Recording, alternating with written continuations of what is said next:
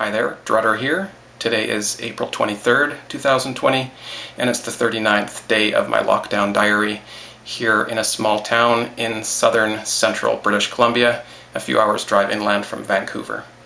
And I've been vlogging for about 39 days now, well, I guess exactly 39 days now, on my experiences with lockdown here in my little house, and the headlines and data and other information that seem important and interesting to me. What I got yesterday and talked about was a study that came out yesterday, or I think it was the day before yesterday, brand new information that was gathered in early April using antibody testing in Los Angeles.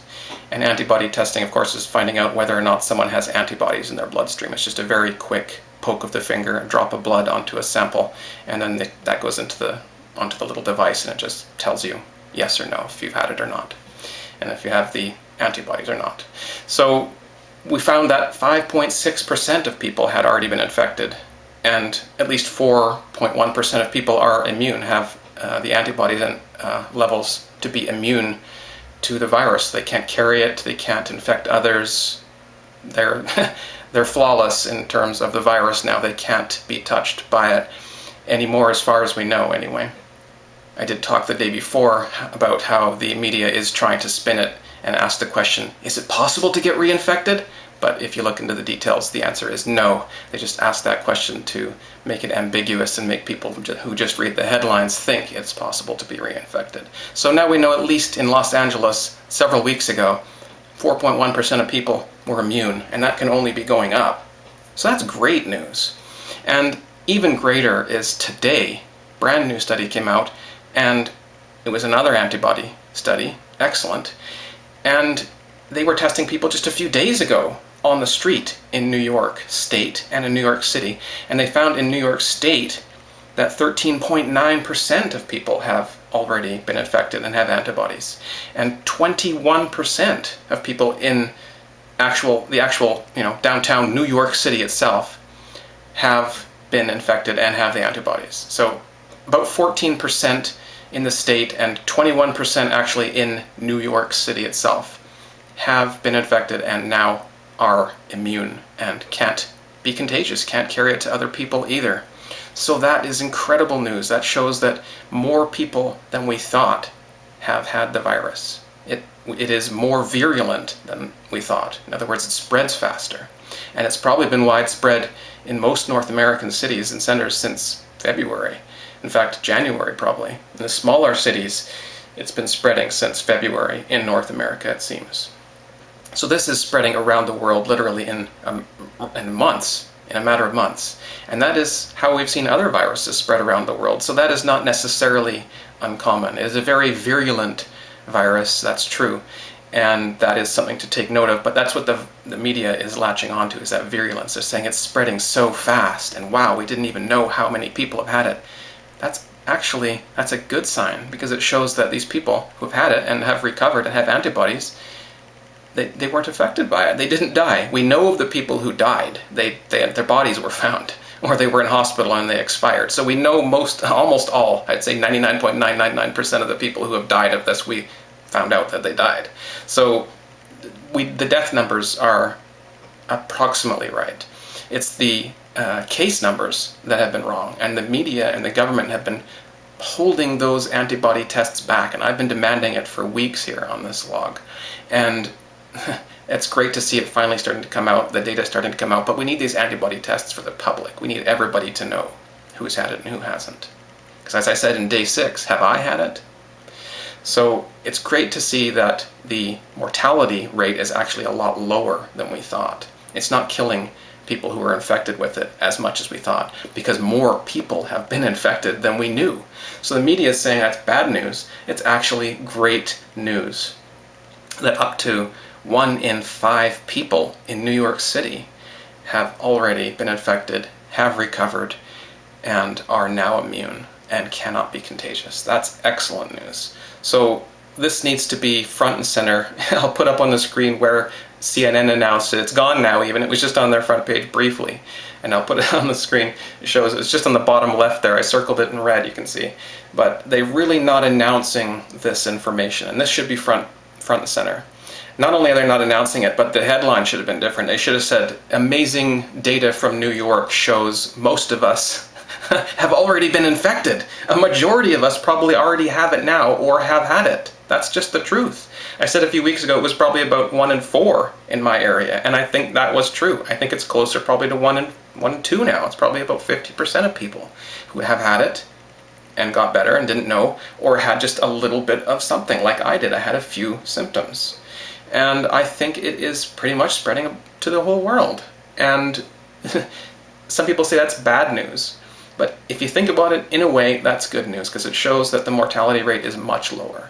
But what that means is that the lockdown is heavy-handed. The lockdown was based on projections, based on that mortality rate, which was wrong because they were withholding the antibody testing. So that's going to have to be dealt with. That's going to have to be looked into.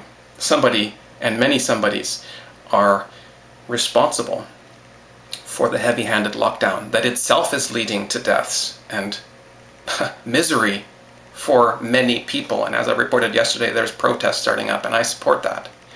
The Reopen movement.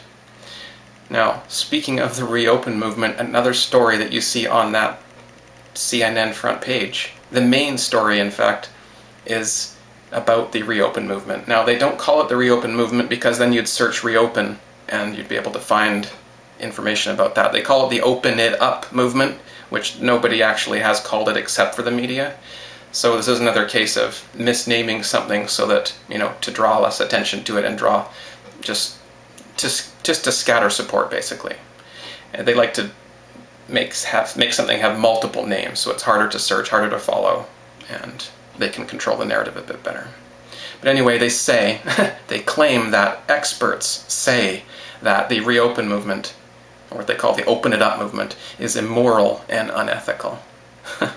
So they're saying, they're risking people's lives. They're risking people's lives. They want to get back to work, and they're going to risk people's lives to do it. And they say we can't do that. But if that's true, hasn't there always been a risk at work, going to work and getting a virus and dying?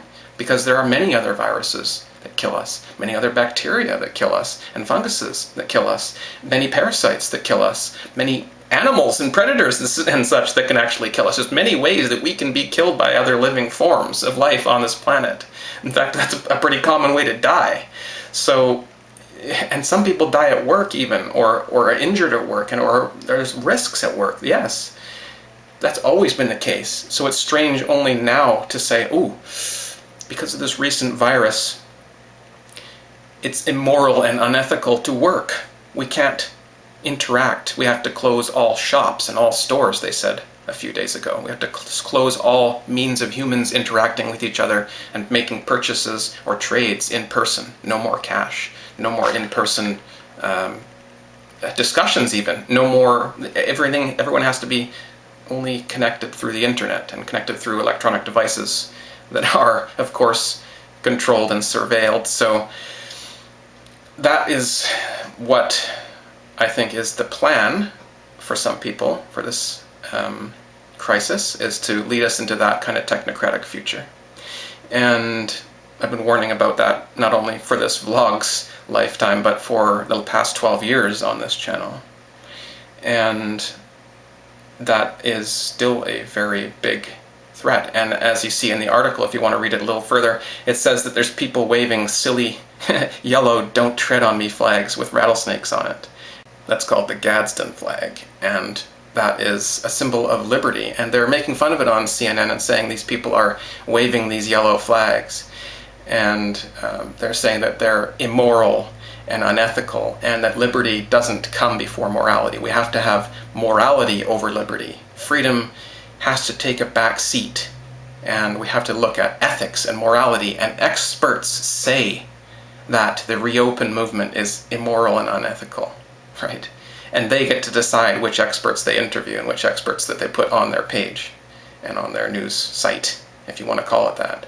So experts say that, but other experts say the opposite too. Experts say it's immoral to shut down the economy, right, and unethical to shut down the economy. So CNN is just taking one side here, and they are saying that this is the truth. This is this is truth, but this isn't an opinion piece. They say this is news. They claim this is the news that they want people to digest. This is the free press, apparently, of the free world, helping the average citizen find out what's going on. This is supposed to not be propaganda, but it apparently has become propaganda. They decide what morality is, and they say that morality comes before liberty. I disagree with that. I'm going to leave it there.